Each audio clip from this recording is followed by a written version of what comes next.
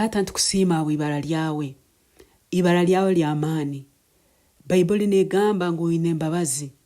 Oijwire okuganyira. Oijwire embabazi. Oganyira ebyokusiisa. Oganyira obutahikiirwa.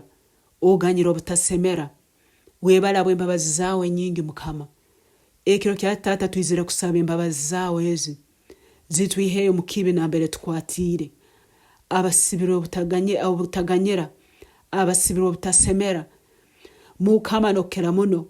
Abasibirwe obuseegu obw'ebisani. Obuseegu obw'abantu abali mu bosihani.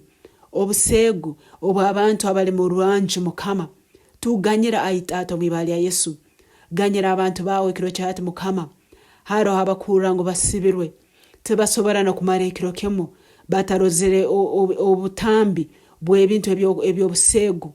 Batarozere obutambi obw'ebintu abantu abakwesiisa bonka na bonka. Mukama ganyira ebyokusiisa ebi. Mukama ganyira ebyokusiisa.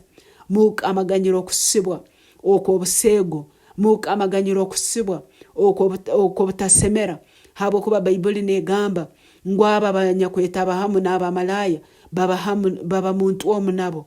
Mukama ganyira ebyokusiisa ebyobuseegu.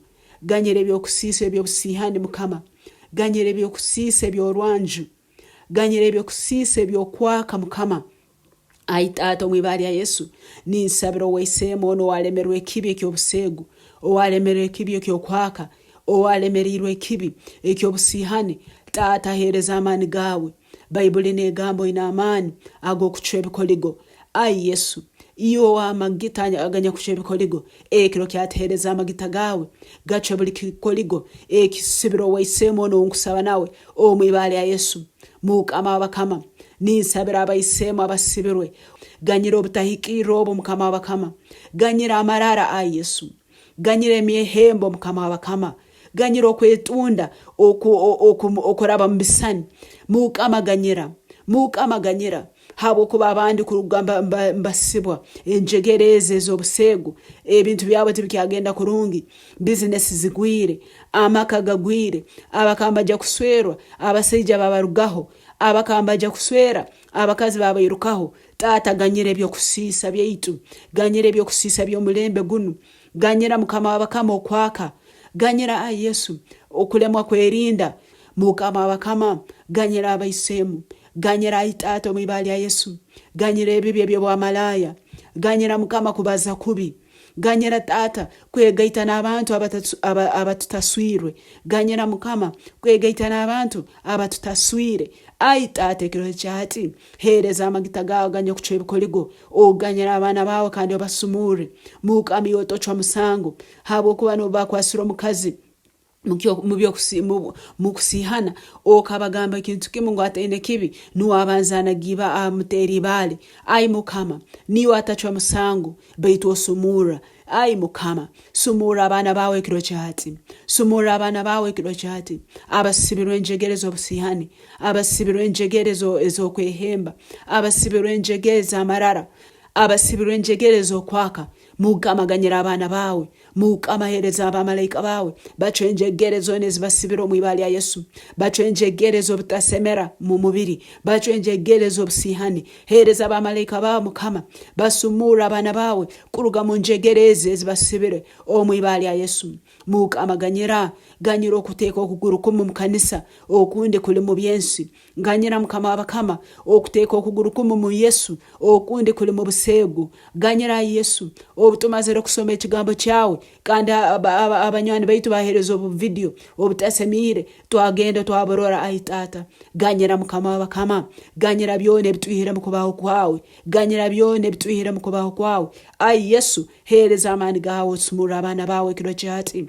Yesu owakukunga ono muganyire kandi omusumure mu ibala lya Yesu. Bayibuli negamba ngonywa amaizi kuruga mu iziba lyawe. Tata ganyira abatalinzire okuswerwa bagenda bayenaga mu bintu ebitasemire. Ai Mukama, ganyira abatalinzire kuswera bayegaita n'abantu abatale babo Mukama, ganyire kiro kyati Mukama, abo kuba Bible negamba nguno bamanyire ngo aba bakora ebintu ebi basemirire kufa batabireke baitu agenda mu maiso n'okwesiisa. Ai Tata, tuganyira Mukama wange, otatwara mukwerekera, tuganyira ai Yesu, otatwara mukwerekera, ganyira abana bawo Mukama, obaiheho buli bintu byone baisira amaiso kurora ebibi nk'ebirungi ebyo ebisuba byafoka nkamananu. Ai Yesu, ganyira baiheho ebintu ebibaswekere, baiheho buli kisweko kibaswekere kubalemesa kurora amananu. Habo kuba Bible negamba ngumo babarkwera habo kubisinywe ali arukwera. Mukama tufole nkaiwe, Tata tufole nkaiwe, moyo arukwera kiro kyati jirobomezi baitu. Tutainiwe moyo arukwera obusihani n'ubutulema, tutainiwe moyo arukwera ebisani ebyensi n'ibitulema, tutainiwe moyo arukwera ebisani by'obusego n'ibitusiba. Nawe kiro kyati Mukama leke sagama ya Yesu egere eyo jebuli mwana warhango wakusabe salenu mwiheho byone bitasemire mu mubiri gwe, mwiheho byone bitasemire mu ntekerezaye, mwiheho byone bitasemire mu moyo gwe. Kandi leke sagama Yesu eyo je bitekerezo by'abana ba Ruhanga, leke kigambo kya Ruhanga kirinde tekereza y'abana ba Ruhanga, batekereze habiguru baleme kutekereza ebyensi. Obutego bono bwa Satani abategere mukuraba mu bisane ebyo busego kiro kyati obutego obuntu bucwa nesagama ya Yesu. Obutego bono bwo munyanzigo abategere kuraba mu kusorora ebisane by'abakazi n'abaseije bakaka kiro kyati obutego obuntu bucwa nesagama ya Yesu. Obutego bwo munyanzigo bwo abategere kuraba mu bisane bitasemire, kuraba mu banywani abatasemire kiro kyati obutego obuntu bucwa nesagama ya Yesu. Igura amaiso gabo Mukama baihe kisweko chona barora amananu, barole ngustani naenda kubahwerekereza kuraba mu mizegi emibi. Ai Mukama iha obuli kisweko chone kibaswekera amaiso nesagama ya Yesu.